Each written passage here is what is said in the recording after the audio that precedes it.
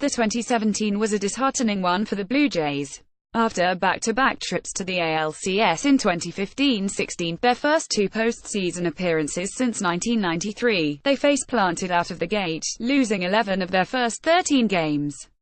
They never reached .500, going an improbable, Sisyphean 0-8 in games that would have evened their record.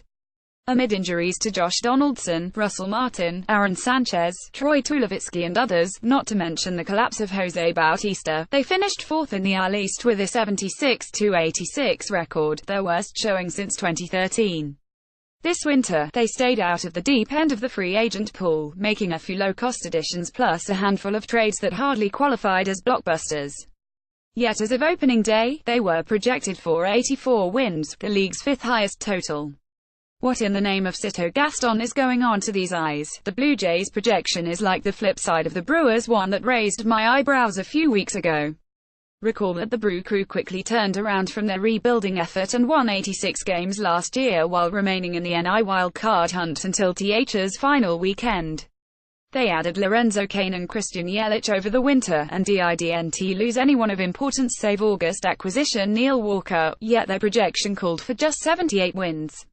As for the Blue Jays, when one considers that they had the major's oldest lineup weighted average age of 30.9 years according to Baseball Reference, and that even with the jettisoning of Bautista, all of this year's projected regulars save two are on the wrong side of 30, it's at least worth wondering why our projection system, which is driven by steamer and zips but with manual judgment in terms of distributing playing time, is so keen on them. As I did for the Brewers, here's a position-by-position comparison between our depth charts as of March 29, opening day, and last year's splits. All rankings are AL only. Blue Jays, 2017 vs.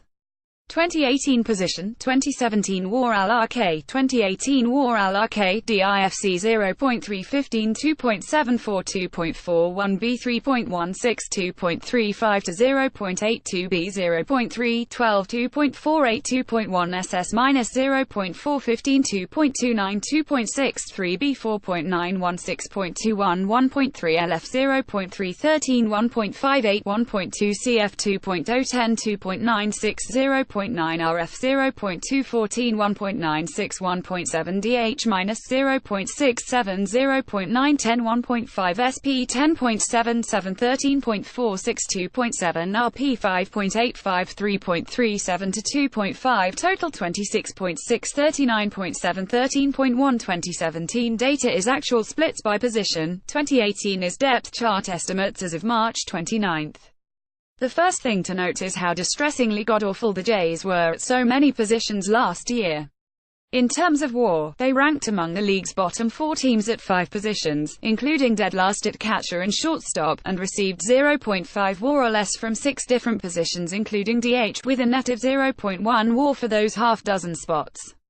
Only at first base Justin Smoke and third base Donaldson did they receive significantly above average work in the latter case. That was despite the major's top third baseman playing just 104 games at the position due to a calf strain. Thankfully, they also received above average production from their pitching staff, without which they might have been relegated to the independent Canadian-American League.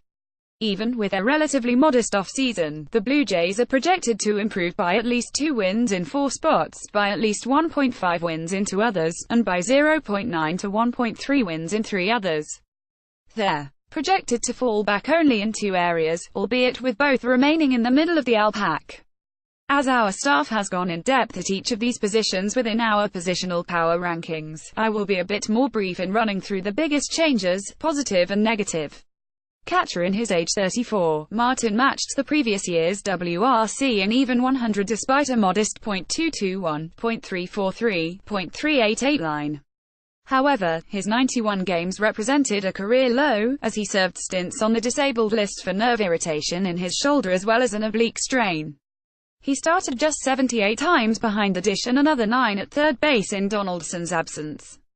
While his body of work was worth 1.8 WAR, his backups, mainly Luke Mailer, Miguel Montero, and Rafi Lopez, with a bit of Jared Saltalamacchia and Mike Ullman thrown in, netted a combined minus 1.5 WAR, primarily by hitting a combined .155, .216, .267.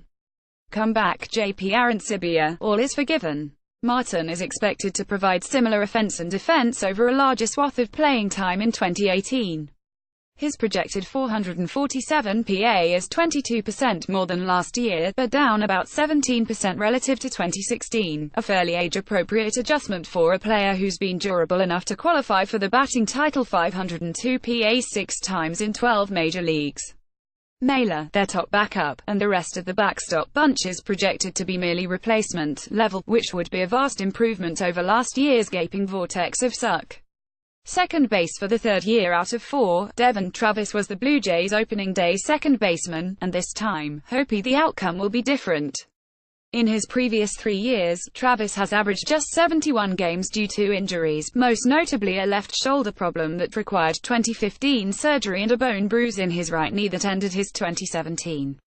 The now 27-year-old has been productive when HES played his 5.3 career WAR in 880 PA, prorates to 3.6 WAR in 600 PA. His projection, for 413 PA, is less sanguine 1.5 WAR, but that's still more than one win better than the team's output at the Keystone in 2017.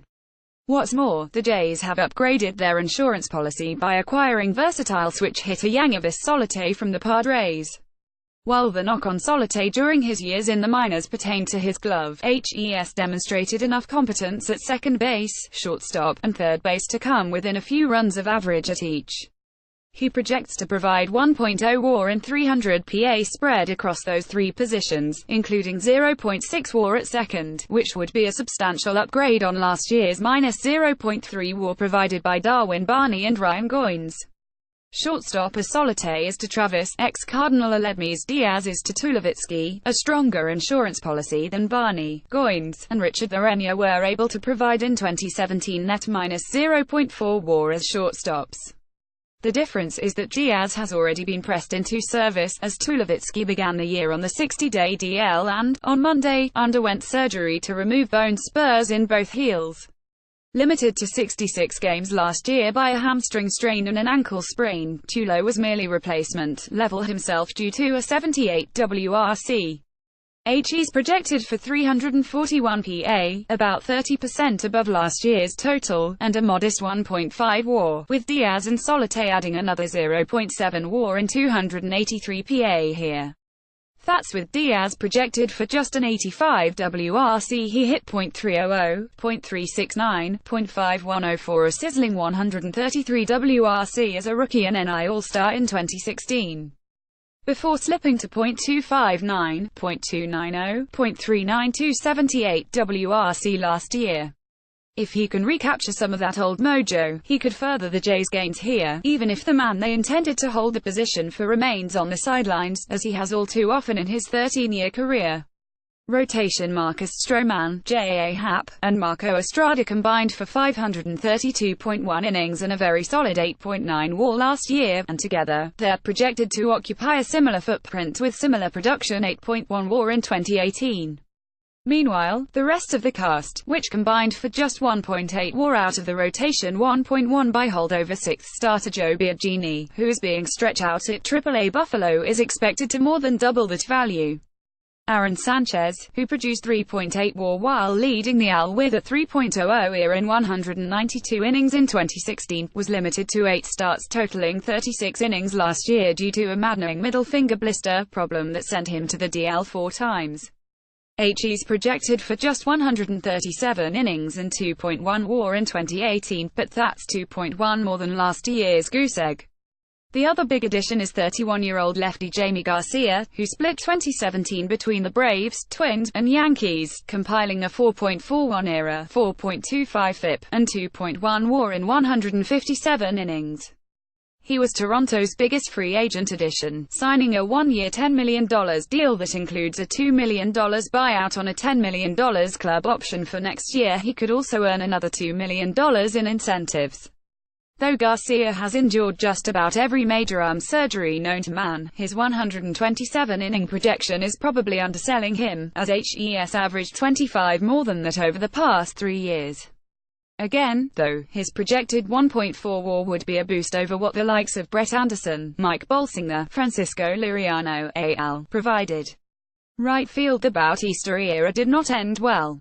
After signing a one-year deal that paid $18 million for 2017, with a $17 million mutual option and $500,000 buyout for 2018, and a vesting option for 2019, the 36-year-old slugger slumped to a sub-replacement level, hitting .203, .308, .366 with 23 homers but just an 80 WRC and -0.5 WAR. Turning down their end of the option was a no-brainer for the Blue Jays, and in January, they traded pitchers Dominic Leone and Connor Green to St. Louis for Randall Grichuk, who had fallen out of favor in St. Louis to the point that he was demoted to AAA for the second year in a row. The 26-year-old Grichuk has tremendous power, but also very little command of the strike zone. Last year, he homered 22 times in 442 PA, albeit with strikeout and walk rates of 30.1% and 5.9%, respectively. His .285 OBP was the NL's fourth lowest mark among players with at least 400 PA, and it was hardly a fluke, given his .289 the year before, and .296 for his career. But for as tastic as he is, HES also an above-average defender, with a UZR 150 of 3.5 in center field where he has the most innings and even higher in left and right. Even if he doesn't improve his approach at the plate, he'll be a significant upgrade on end-stage Bautista. HE's forecast for 1.9 WAR overall, including 1.6 WAR in right field. Again, that's a 2-win upgrade overall. Bullpen. This is the one area where the Blue Jays are expected to take a significant step back, mainly because they lost two of their three most valuable relievers, trading Leone 70.1 IP, 2.94 FIP, 1.5 WAR and Joe Smith to Cleveland on July 31, after he delivered 1.0 WAR. Much of the drop is a bet on substantial regression from closer Roberto Osuna, from 3.0 WAR to 1.6. In his age 22, Osuna struck out 83 and walked just 9 in 64 innings en route to a 1.74 FIP, the third best mark among relievers with at least 50 innings behind Kenley Jansen and Craig Kimbrell. He owns a 2.68 FIP through 209.2 career innings but is projected to regress to 3.12 in 2018, because that's what projections do. It's not worth worrying about. Elsewhere, Danny Barnes, Aaron Loup, and Ryan Tepera have all returned, while John Axford, Sung Hwan Oh, and the well-traveled Tyler Clippard have joined via some free agent bargain hunting. They're guaranteed $5 million between them. Oh can earn another $1.5 million with incentives and can vest a $2.5 million club option for 2019 with 70 appearances. He's begun the year in a setup role, and while he is forecast for just 0.3 WAR, the 35-year-old righty is just 1 year removed from a 2.13 FIP, 2.6 WAR debut with the Cardinals. If he can recover the delivery that made him so dominant in 2016, he could be a real asset. Asterisk, asterisk, asterisk, those are the big changes. You'll assume you don't need me to walk you through the more or less offsetting ups and downs of Smoke and center fielder Kevin Pillar, and for now, I'll take the Blue Jays at their word that Donaldson's opening day throwing woes are the result of a dead arm, muscle fatigue, and not a larger structural issue that could send all of Canada into a funk. Elsewhere, the addition of 37-year-old Curtis Granderson signed to a one-year, $5 million plus incentives deal to a platoon with Steve Pearce is a relatively low wattage one, but even the Grandy man's 0.8 WAR projection is 1.3 wins beyond what the departed Ezekiel Carrera gave them. Granderson still has the power, patience, and defensive ability to be a 2-win regular, so it wouldn't be a surprise if he steals time from Grichuk, as well.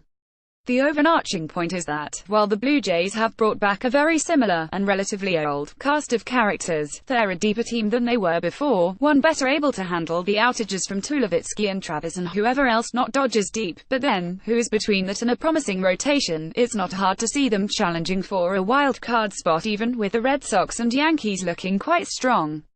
And hey, if things don't pan out, top prospects Bo Bichette and Vlad Guerrero Jr. are right around the corner.